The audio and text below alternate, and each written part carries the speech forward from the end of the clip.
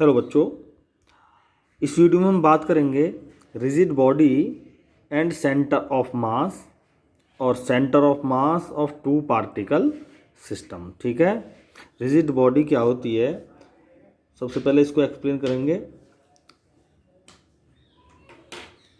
देखो, ये कोई बॉडी है हमारे पास, ठीक है।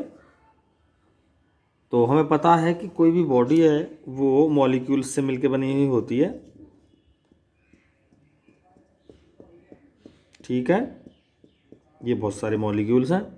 अगर हम इस पर कोई एक्सटर्नल फोर्स अप्लाई करें और वो प्रेस ना हो, बॉडी प्रेस ना हो, वो दबे ना, या ये कहें कि मॉलिक्यूल्स के बीच में कोई भी रिलेटिव मोशन ना हो, तो ऐसी बॉडी को बोलेंगे रिजिड बॉडी, ठीक है। अब ये सेंटर ऑफ मास क्या होता है? हर मॉलिक्यूल्स का अपना एक मास होता है, ठीक है। तो इनका जितने भी मॉलिक्यूल्स हैं सबका अपना एक मास होगा और इन सब का मास बॉडी के ही किसी पॉइंट पर सेंटर्ड रहेगा, केंद्रित रहेगा। जिस पॉइंट पर इन सभी मॉलिक्यूल का मास एक विशेष एक फिक्स पॉइंट पर केंद्रित रहेगा, उस पॉइंट को बोलते हैं सेंटर ऑफ मास, ठीक है। तो यहाँ तो बहुत सारे पार्टिकल्स हैं इस बॉडी में, तो हम जो इसको सेंटर ऑफ मास को थोड़ा सा और एक्सप्लेन करना चाहूँगा।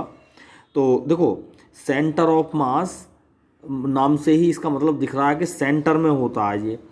तो ज़रूरी नहीं है ये सेंटर में होता है, बॉडी के बाहर भी हो सकता है, बॉडी की सरफेस पर या बॉडी के अंदर ज़्यादातर संभावना रहती है इसकी, ठीक है। बॉडी के अंदर ज़्यादातर संभावना रहती है, लेकिन ये बॉडी के बाहर भी हो सकता है सेंटर ऑफ मास। ये क्वेश्चन पूछा जाता है। तो जैसे हमारे पास कोई स्क्वायर है, ये स्क्वायर है, तो इसके ये एक डायगोनल ये हो गया और दूसरा ये हो गया।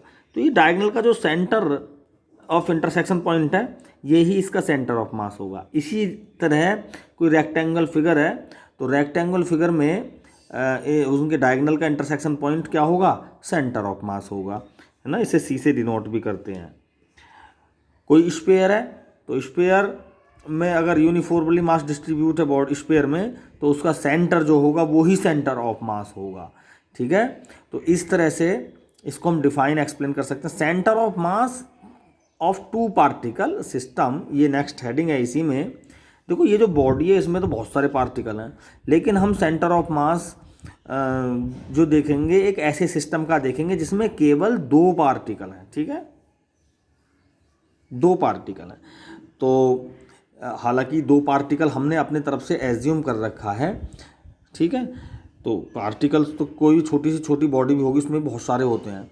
तो यहाँ पर हम देखो, ये तो वाई डायरेक्शन है और ये एक्स डायरेक्शन है। सबसे पहले हमें इन पॉइंट्स को हम ये मानेंगे कि ये एक्स वाई प्लेन में है, दो पॉइंट्स केवल। ये तो बहुत सारे पॉइंट है, लेकिन यहाँ पर क्या है? केवल दो पॉइंट। दोनों का मास है m1 और m2, और ये ओरिजिन के रेस्पेक्ट में इसकी डिस्टेंस है r1 और इसकी डिस्टेंस है r2। तो r1 और r2 क्या हैं? ये पोजीशन वेक्टर है ऑफ a एंड b। जो दो पार्टिकल a और b हैं उनके पोजीशन वेक्टर क्या है? r1 and r2। अब इन दोनों पॉइंट्स का जो सेंटर ऑफ मास है, मैं मान लूँगा इन दोनों के कहीं बीच में होगा c, और इस सेंटर ऑफ मास का जो पॉइंट है इसका पोजीशन वेक्टर है RCM, मैंने मान लिया। अब A और B दो पार्टिकल, उनका सेंटर ऑफ मास C, उनके कहीं बीच में, और पोजीशन वेक्टर RCM। तो RCM जो होगा वो होगा मास और पोजीशन वेक्टर का प्रोडक्ट, पहले का और दूसरे का, यानी मास और पोजीशन वेक्टर का प्रोडक्ट का सम ऑफ ऑल पार्टिकल और डिवाइडेड बाय टोटल मास, ठीक है। ये RCM हो गया इसका, यानी position of vector of centre of mass particle. अगर यहाँ पर ये तो दो पार्टिकल हैं, जैसे इस बॉडी में बहुत सारे पार्टिकल हैं, यहाँ पर भी नंबर ऑफ पार्टिकल हो सकते हैं।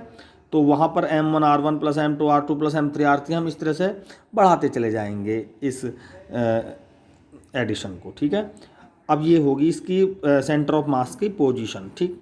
पोजीशन का टाइम के रेस्पेक्ट में अगर डिफ्रेंशिएट कर दें हम, dRCM अपॉन dt कर दें, तो m1 dR1 अपॉन dt हो जाएगा, इसी तरह से m2 dr2 अपॉन dt हो जाएगा और upon total mass m1 plus m2 को हम m लिख सकते हैं, ठीक है।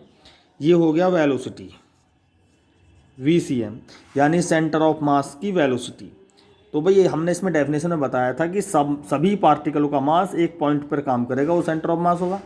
जब बॉडी मोशन में होगी तो सभी मॉलिक्यूल्स भी मोशन में होंगे।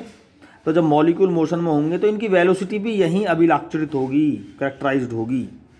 तो वो वेलोसिटी क्या है, VCM यानी सेंटर ऑफ मास की वेलोसिटी।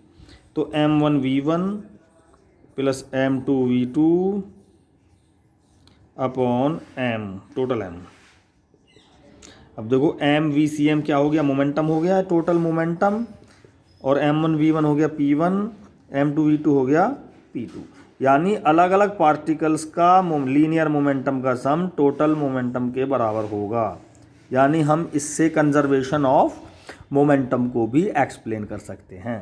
अगर हम इसको एक बार और डिफ्रेंशिएट कर दें तो ये एक्सेलरेशन निकल के आ जाएगा। इस तरह से हम जो सेंटर ऑफ मास की वेलोसिटी फाइंड कर सकते हैं, सेंटर ऑफ मास का पोजीशन वेक्टर फाइंड कर सकते हैं, और सेंटर ऑफ मास का अगर एक बार और डिफ्रेंशिएट कर दें तो ए फाइंड कर सकते हैं।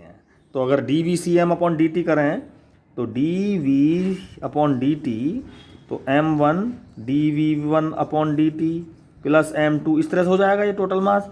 तो हम लिख सकते हैं dV अपॉन dt यानी XACM, ये VCM का था। तो सेंटर ऑफ मास का एक्सेलरेशन है m1A1, इसी तरह से m2A2 upon total mass, m into ACM यानी टोटल फोर्स आ गया, m1A1 यानी F1, m2A2 इस तरह से हो जाएगा यानी F2। यानी अलग अलग पार्टिकल्स पे काम करने वाले फोर्स का सम टोटल फोर्स के इक्वल होगा।